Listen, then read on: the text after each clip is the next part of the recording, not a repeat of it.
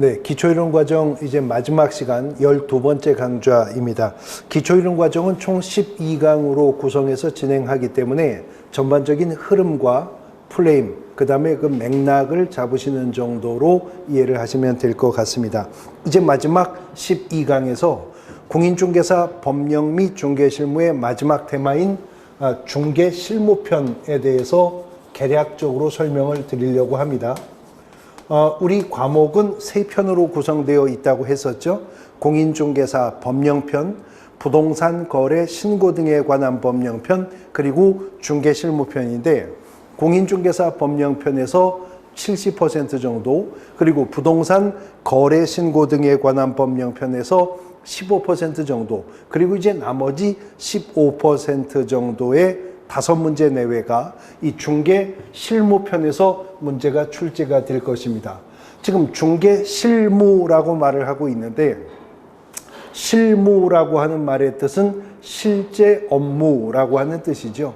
이 중개 실무라고 하는 것은 개업공인중개사가 중개 의뢰를 접수받아 그 중개를 완성할 때까지 나아가는 시간의 흐름에 따르는 일련의 과정을 중개실무라고 합니다.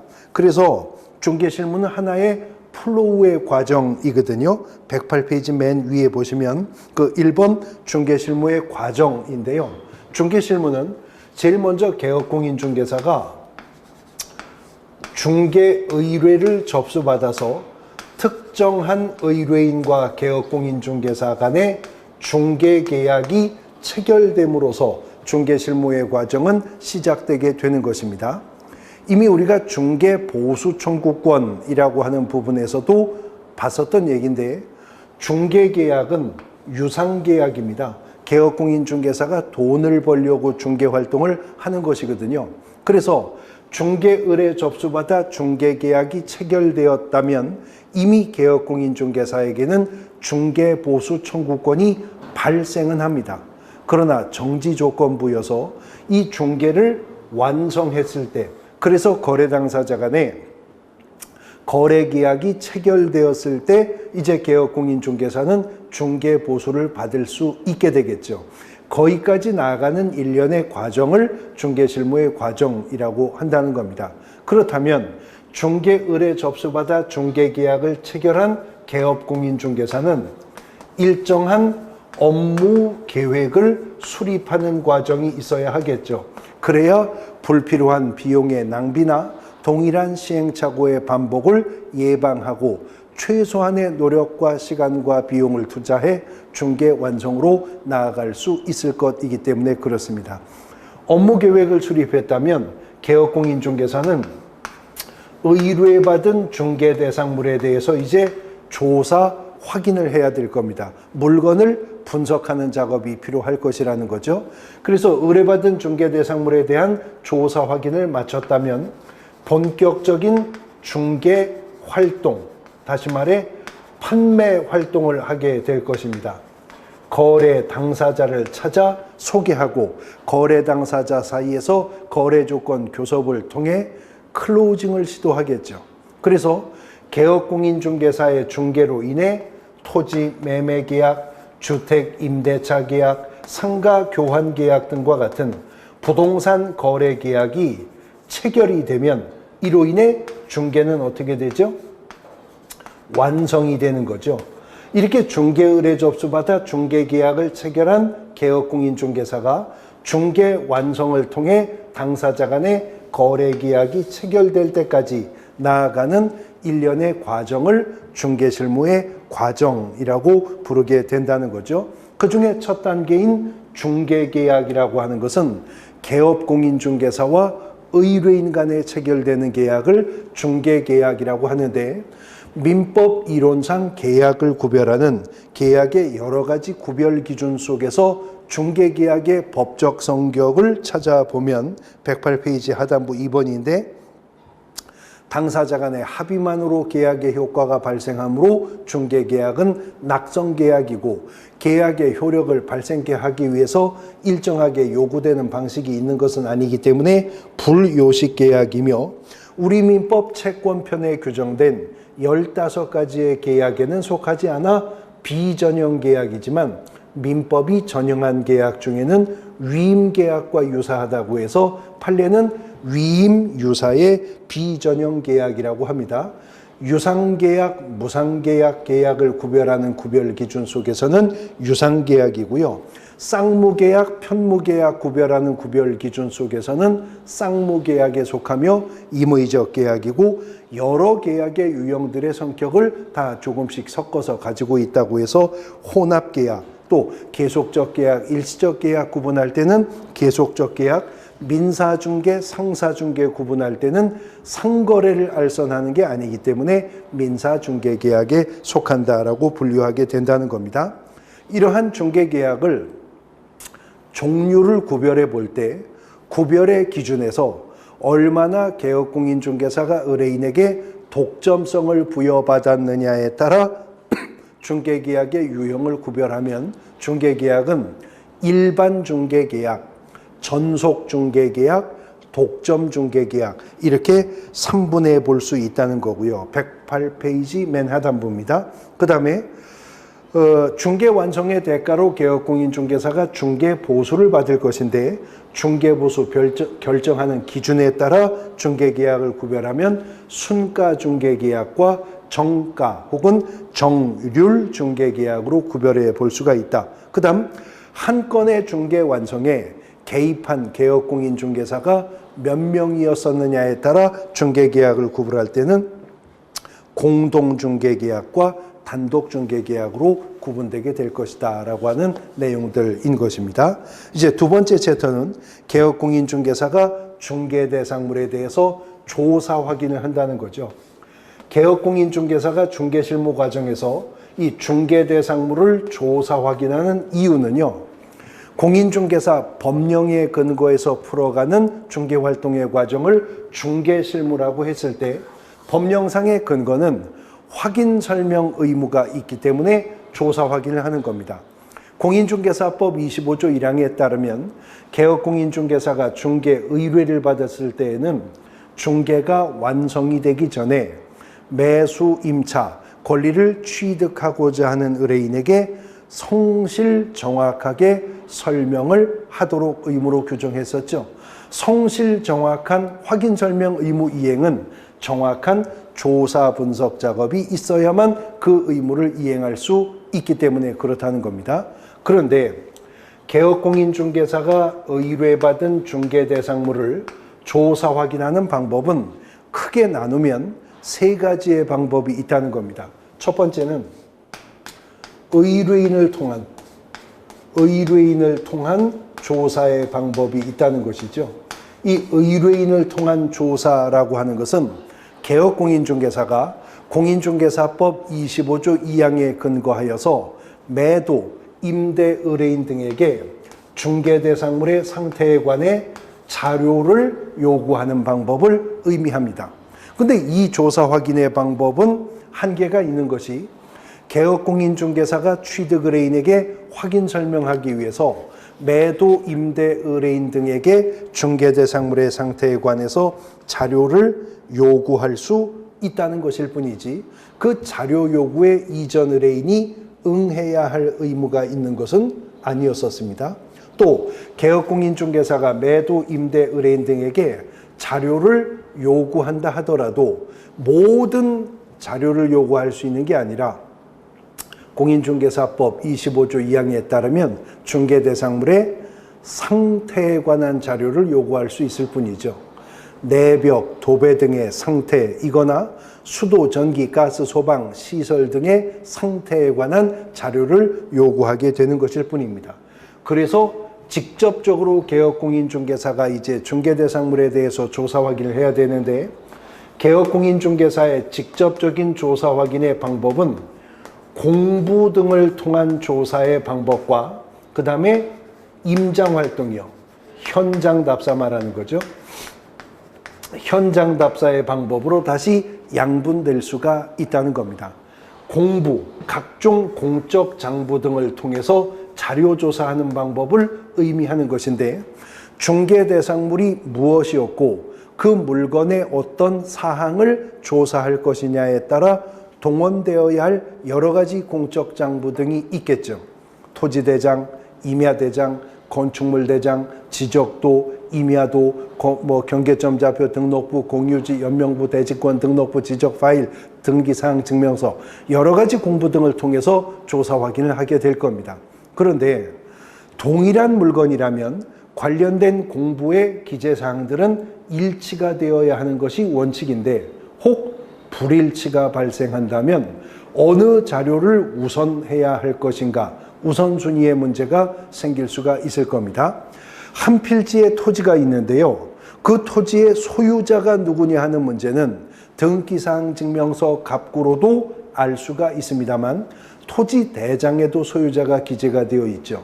근데 같은 한 필지의 토지인데 등기사항 증명서 갑구에는 A로 기재가 되어 있는데 소유자가 토지 대장에는 B로 기재되어 있는 일이 있을 수도 있잖아요. 이렇게 공부사항 간의 불일치가 발생할 때 우선순위의 문제와 관련해서는 권리관계에 관한 불일치의 문제는 등기부를 우선으로 해야 됩니다. 등기사항 증명서를 우선하여 조사 확인을 하여야 할 겁니다. 그런데요, 등기사항 증명서를 통해서도요, 건물의 지붕과 외벽의 구조, 토지의 면적, 토지의 지목 이런 것들을 확인할 수 있어요. 근데 그러한 상태에 관한 물건의 표시에 관한 사항은 토지대장, 임야대장, 건축물 대장으로도 확인할 수 있죠. 만일 불일치의 문제가 발생한다면 그러한 표시사항과 관련해서는 대장을 중심으로 토지대장, 임야대장, 건축물 대장을 중심으로 확인을 할 겁니다.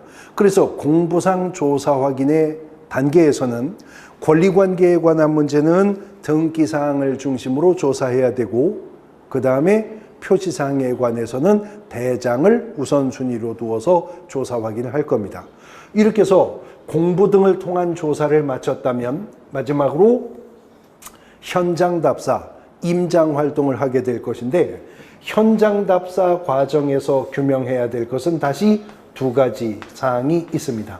첫 번째는요, 공부상 조사 확인을 한 후 현장 답사를 하게 될 것인데 현장 답사에서는 공부상 조사한 내용이 실제와 일치하고 있는지의 여부를 확인해 봐야 하는 것입니다.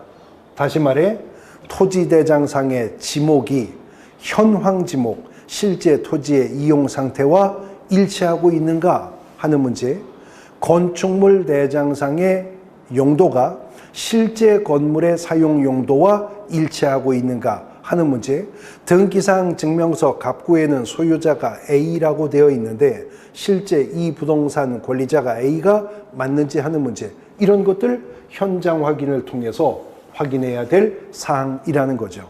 그 다음에 두 번째는 공부상의 조사 확인을 한 후 현장 답사를 하게 되는 것인데 공부상 조사, 각종 자료 조사를 통해서는 조사 자체가 불가능한 사항임에도 불구하고 공인중개사법상 개업공인중개사가 취득 의뢰인에게 설명해야 할 의무사항들이라면 이건 이제 현장 확인을 통해서 확인을 해야 되겠죠. 앞서 권리관계에 관한 문제는 등기사항 증명서를 통해 우선순위를 두어 자료조사를 한다고 했습니다. 그러나 권리관계가 모든 권리의 내용이 등기사항 증명서에 표상되어 있는 것은 아니죠. 그러니까 분묘 기지권의 문제라든가 법정 지상권의 문제라든가 유치권이 성립되어 있는 물건인지 하는 문제, 또는 등기되지 않은 임차권이 존재하는지, 이런 문제는 등기사항 증명서로는 알 수가 없죠. 현장 확인을 통해서 확인해야 됩니다. 표시사항은 토지대장, 임야대장, 건축물대장, 대장을 중심으로 확인한다고 합니다만 토지의 지세, 얼마나 가파른 경사가 있는가 하는 문제 말이에요. 또 건물의 건축 방향, 남향이냐 동향이냐 하는 문제 같은 것들, 또 건물의 노후 상태, 상가라면 상권의 형성 정도, 이런 것들은 어떤 공부로도 알 수가 없는 것이기 때문에 현장 확인해야 됩니다. 그 다음 해당 중개대상물과 관련해서요, 도로 대중교통수단과의 연계성, 시장, 학교 등과의 근접성, 또 지형 등의 입지 조건, 이런 것들 다 공인중개사법은 개혁공인중개사가 성실 정확하게 설명해야 한다고 규정했지만, 그런 내용들은 개혁공인중개사가 공적 장부 등을 통해 알 수가 없기 때문에 현장 확인을 통해서 조사 확인을 한다는 거죠. 결국 개혁공인중개사가 중개대상물을 조사 확인하는 방법은 먼저 의뢰인에게 중개대상물의 상태에 관한 자료를 요구하여 기초자료 확보를 시도해야 되고, 그 다음 각종 공부 등을 통해 조사를 하되, 권리관계의 문제는 등기사항 증명서 중심으로, 표시사항은 대장을 중심으로 조사한 후, 그렇게 조사한 내용이 실제와 일치하고 있는지의 여부와 공부로는 조사가 불가능한 사항 등에 대해서는 개혁공인중개사가 현장 확인을 통해서 조사 확인을 한다는 겁니다. 그런데 왜 중개실무 과정에서 이러한 조사 확인 작업이 있어야 한다고요? 확인 설명 의무가 있기 때문에 개혁공인중개사가 조사 확인을 한다고 했습니다. 그러면 무엇을 조사 확인해야 할 것인가도 여기서 답이 나오겠죠. 확인 설명해야 할 것들을 조사 확인해야 될 것입니다. 근데 공인중개사 법령은 어떻게 확인 설명을 해야 되는지만 규정했을 뿐만이 아니라, 구체적으로 무엇을 확인 설명해야 되는지도 공인중개사법 시행령 21조가 1항을 통해서 정하고 있었습니다. 소재지, 지목, 면적, 구조, 건축연도 등과 같은 중개대상물의 기본적 사항에 대해서 확인 설명해야 된다죠. 소유권, 지상권, 지역권, 임차권, 저당권 등등의 권리관계에 관해서도 개혁공인중개사는 확인 설명해야 됩니다. 중개대상물의 거래 예정 금액과 중개 보수와 실비의 금액과 산출 내역에 대해서도 확인 설명해야 되고요.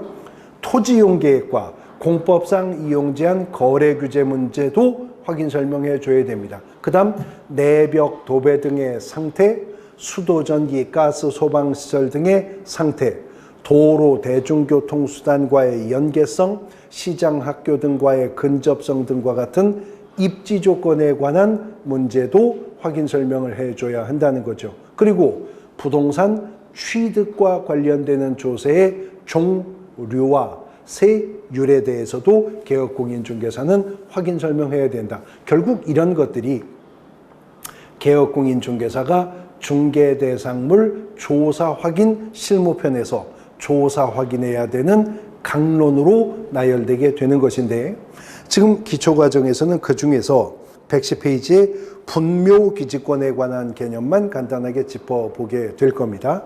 민법에서도 이제 그 개념은 자세하게 공부를 하시게 될 것인데요.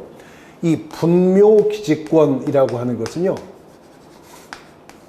등기사항 증명서 등으로는 확인할 수 없는 중요한 권리관계에 관한 문제이기 때문에 민법에서뿐만 아니라 중개실무편에서도 비중 있게 출제되는 부분이기 때문에 기초과정이지만 개념 이해 정도까지는 하고 갈 필요가 있는 부분입니다.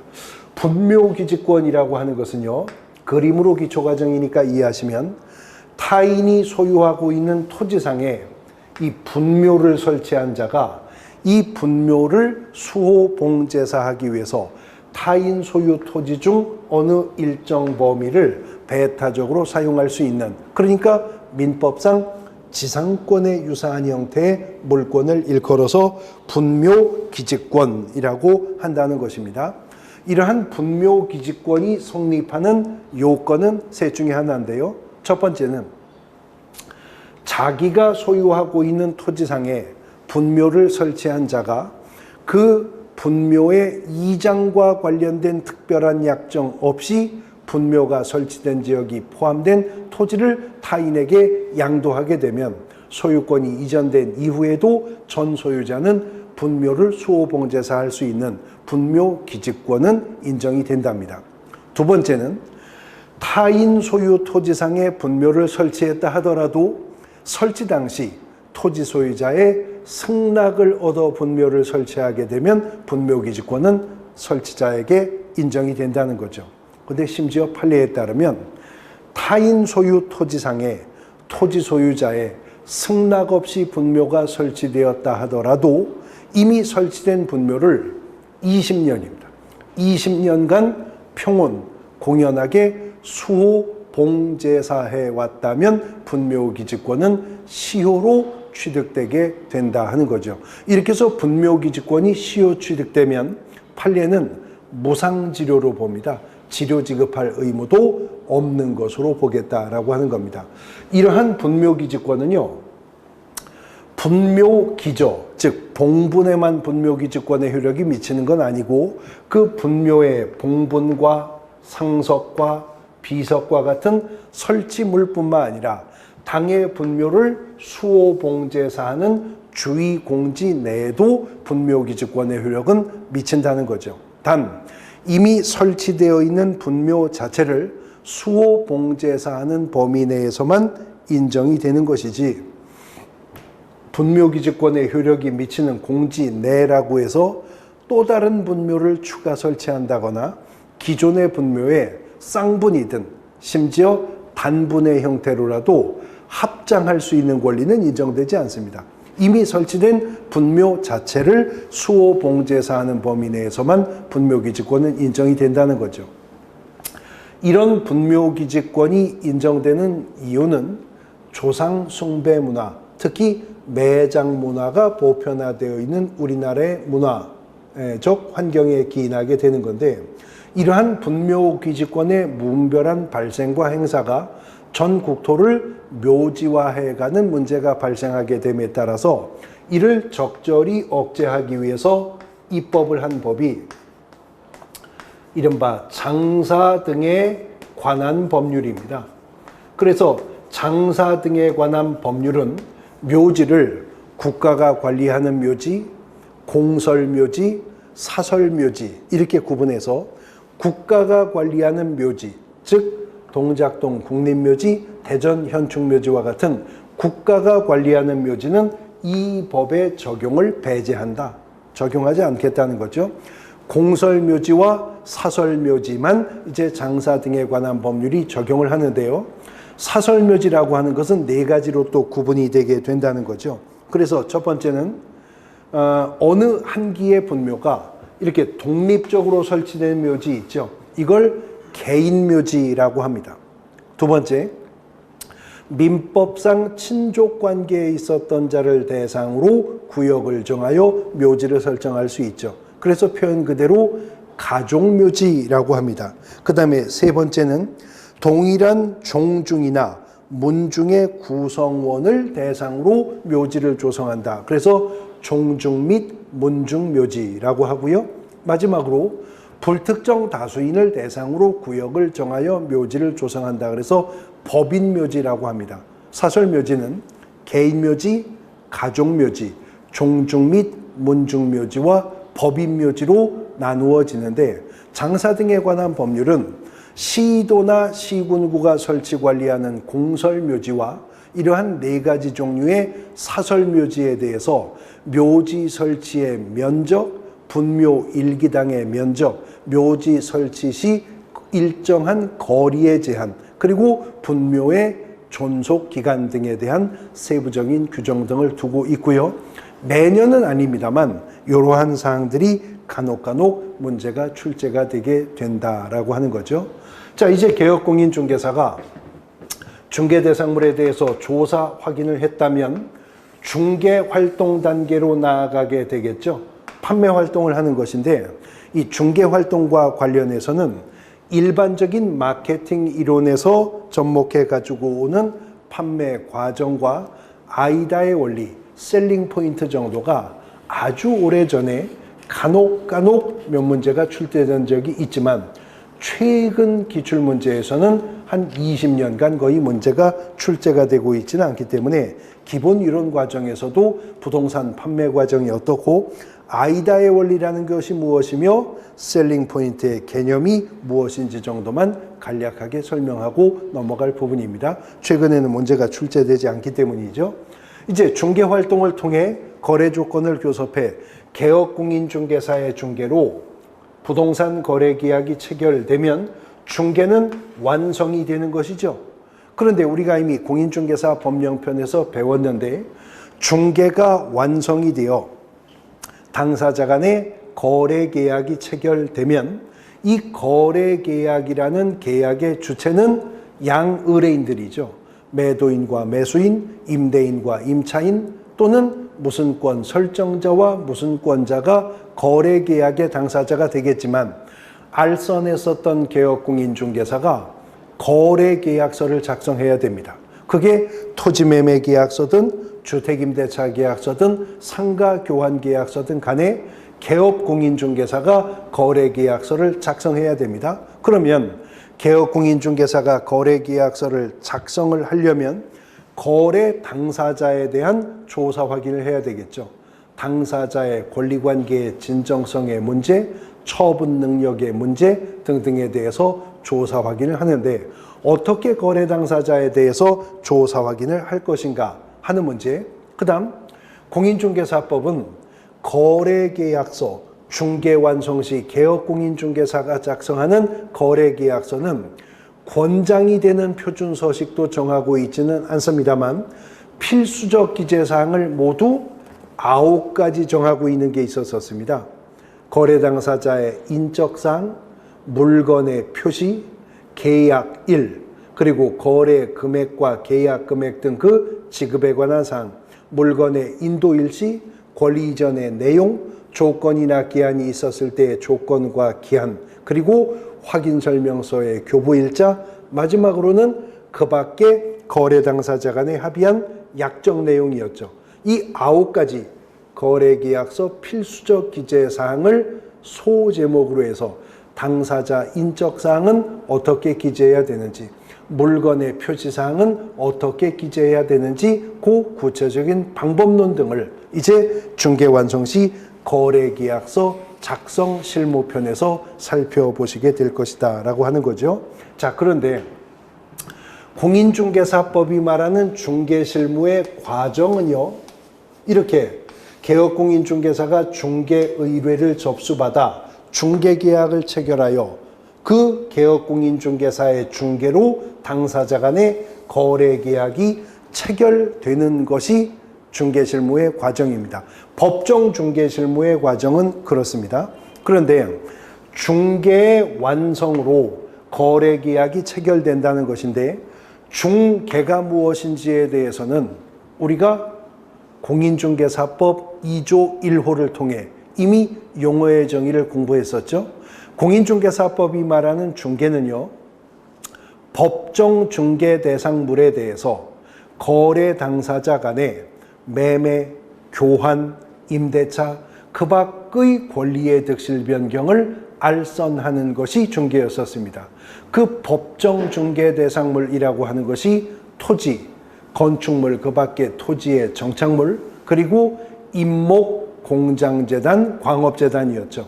그런데 이론상 공인중개사법상 중개대상물이 토지, 건물, 임목, 공장재단, 광업재단이라 하지만 임목이나 공장재단 또는 광업재단은 현장 실무상 개업공인중개사가 보편적으로 빈번하게 중개하는 대상물건 아닙니다. 현장 실무상 개업공인중개사가 중개했다면 그 대상물은요 99.9% 토지 아니면 건물이죠. 토지 아니면 건물입니다. 임목, 공장재단, 광업재단 개별적으로 중개하는 중개대상물에 일반적으로는 거의 포함되어 있지 않는 거죠. 이론상 그렇다는 거지. 그 다음 중개는요 그런 중개대상물에 대해서 거래 당사자 간의 매매, 교환, 임대차 그 밖의 권리의 득실 변경을 알선하는 것이라고 했어요.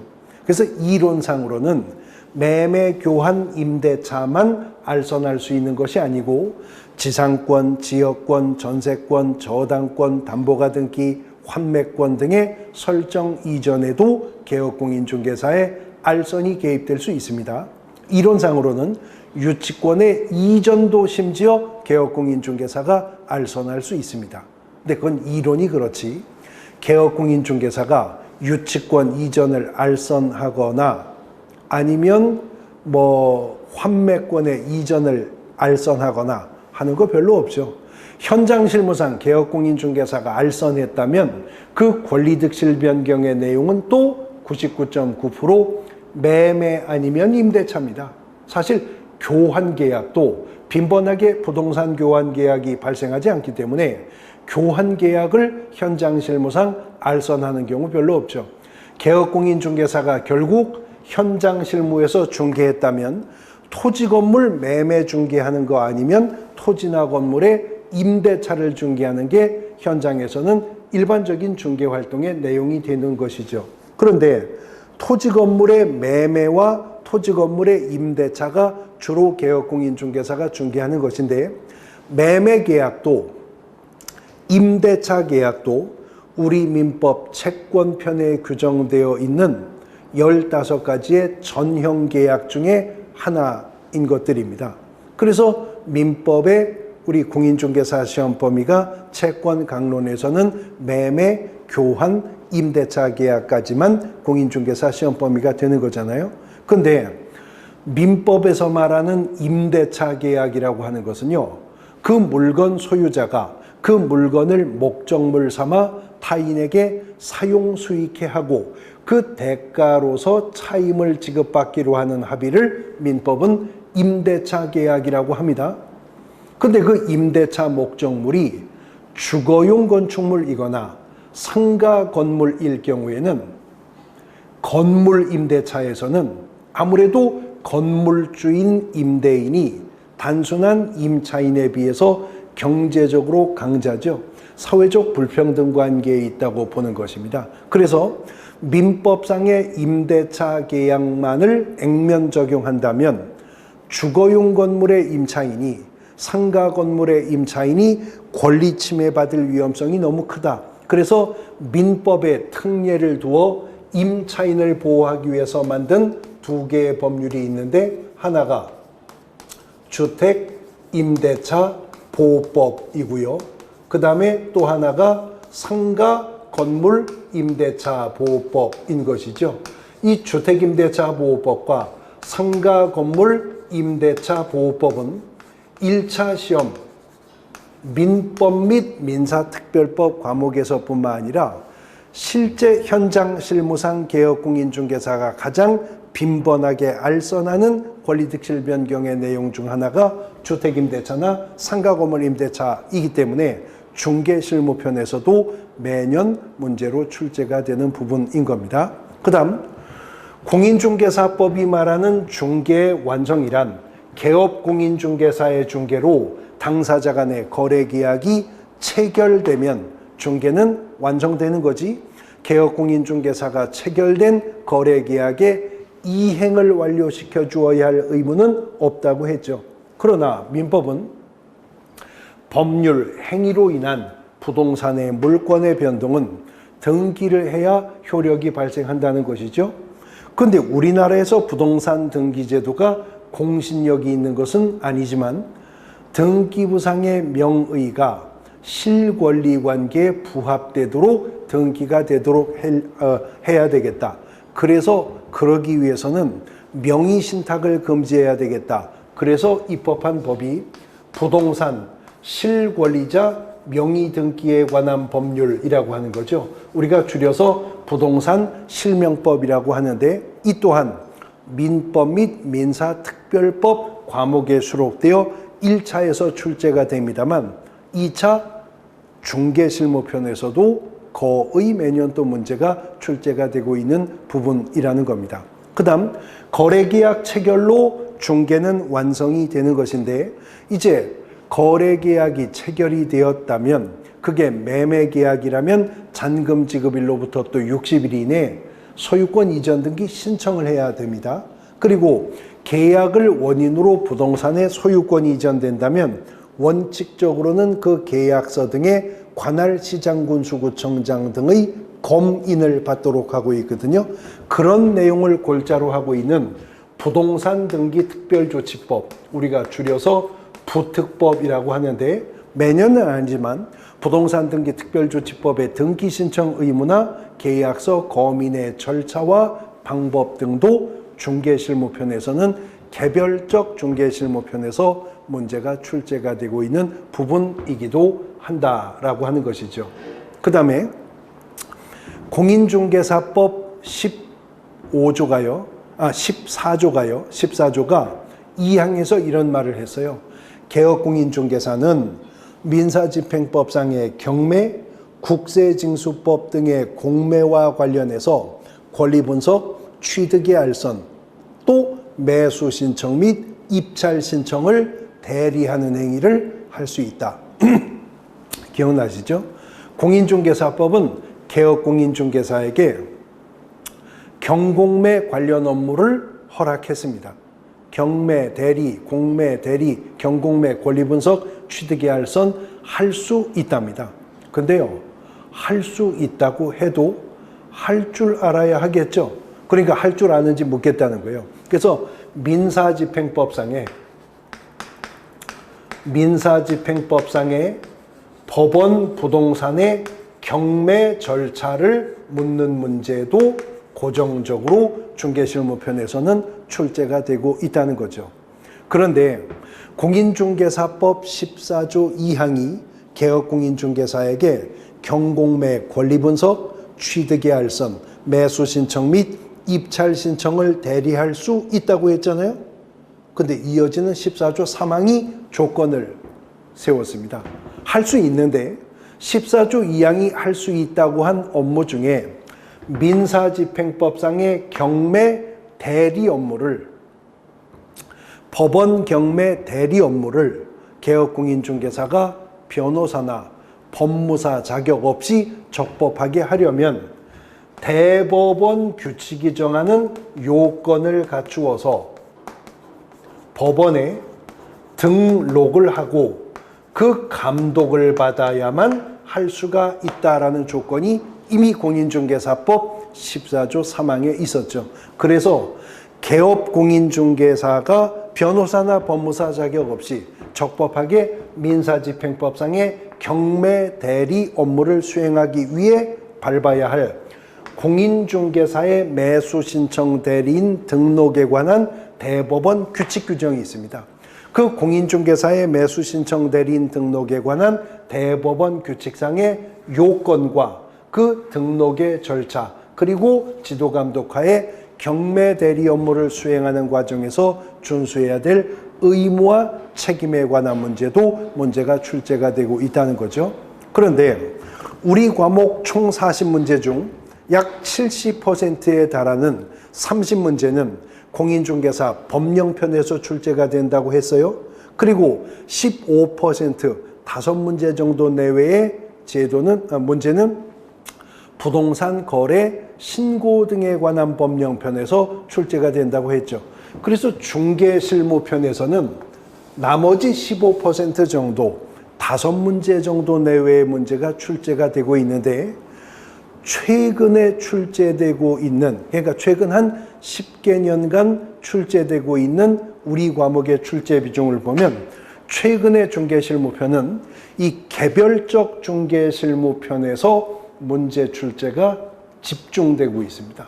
집중되고 있는데 아예 고정적으로 문제가 출제가 되는 부분이 있어서 주택임대차보호법, 상가건물 임대차보호법, 민사집행법상의 경매 절차, 대법원 규칙상의 등록의 요건과 절차 등에 대해서는 고정적으로 한 문제씩 문제가 출제가 되고 있다고요. 그러면 총 출제 비중 중개실무편 5문제 중 4문제는 거의 고정되어 있다는 거죠. 그리고 이제 부동산 실명법이나 부특법이나 장사법 등에서 왔다 갔다 들쭉날쭉하면서 한 문제 정도, 그리고 법정중개실무편에서는 중개대상물의 조사 확인 방법에서도 한 문제 정도가 간헐적으로 들쭉날쭉하면서 출제되는 양상을 보입니다만, 주로 중개실무편의 문제는 주택임대차보호법, 상가건물 임대차보호법, 민사집행법상의 경매 절차와 대법원 규칙, 즉 공인중개사의 매수신청 대리인 등록에 관한 대법원 규칙에서 문제가 출제가 된다고 예측하셔야 되는데, 주임법, 상임법, 실명법, 기초이론민법에서 공부하셔야 되는 거고요. 부특법, 공시법에서 그 내용을 공부하셔야 그 기초이론을 가지고 이제 경매, 권리 분석의 절차 등도 우리가 이제 살펴보도록 하게 될 수가 있게 되는 겁니다. 어떤 내용들을 앞으로 우리가 공부할 것인지 그냥 약도로 약도로 확인을 했다라고 생각을 하시면 되겠습니다. 총 12강으로 구성되어 있는 이 기초 이론 과정에서는 압도적으로 많은 문제가 출제가 되고 있는 공인중개사 법령편에 제가 12강 중 10강을 할애를 한 겁니다. 그리고 부동산 거래 신고 등에 관한 법령편 1강으로, 그 다음에 중개실무편 1강으로 전반적인 내용들만 말 그대로 주마간산식으로 정리를 해 보신 건데, 앞으로 이제 본격적으로 공부할 때 어떤 내용들을 우리가 공부할 것인지의 큰 흐름 정도를 기초과정에서 이해를 하셨다면, 본격적으로 기본 이론 과정부터 공부하시면서 내가 지금 어디쯤 가고 있는지의 큰 흐름은 파악하시면서 이제 내용을 공부하시게 될 것 같습니다. 기본 이론 과정에서 뵙도록 하고 기초 이론 과정은 여기서 모두 마무리하겠습니다. 수고하셨습니다.